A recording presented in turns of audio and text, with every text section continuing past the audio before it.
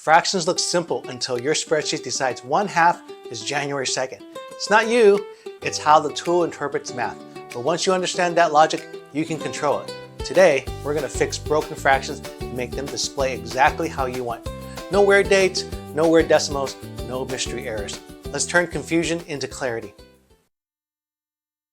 So ordinarily, if you were to enter fractions, you can enter fractions manually. Let's say, for example, we have a fraction here, 2 space 1.5. You can enter that in, but you find that if you try to enter just 1/2, you're not going to get it. You're going to get this strange thing. So another way to do it is just type 0 space 1/2, and that'll give you 1/2. How do we get away from Excel putting it into a date? What we need to do is have it formatted as a fraction. So I'm going to select these cells, just any general cells here, and then go home, under number, here in the general, select fraction. Here I'll type 1/2/2. It'll give me that.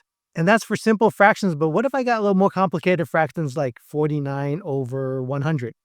You'll find that what it does, it's going to round to the nearest whole fraction depending on the number of digits that you need.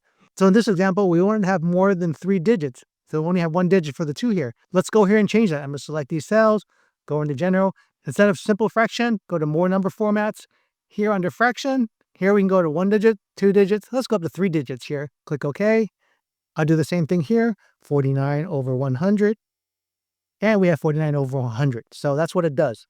You can do something similar here with custom formatting. Let me select a couple cells here again. Click with drop down, more number formats. So instead of fractions, I go to custom.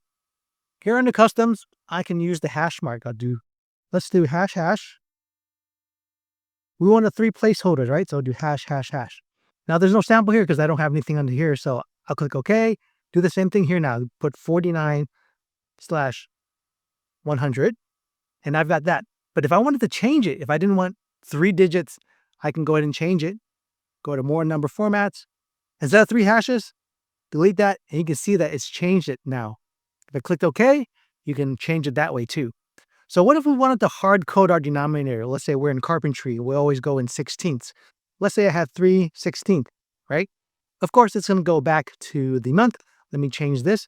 Go to more number formats. We saw earlier that we did have an option to have 16ths. So we'll click on 16ths, click OK.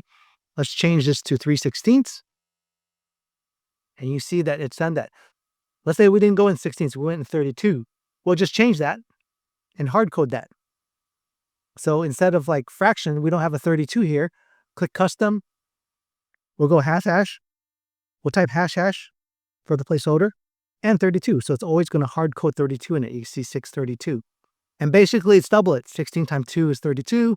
3 times 2 is 6. Click OK. And we're always going to have 632. And if we put something like 5/16, it's going to double that too. So that's how it works if you wanted to hard code the denominator in there.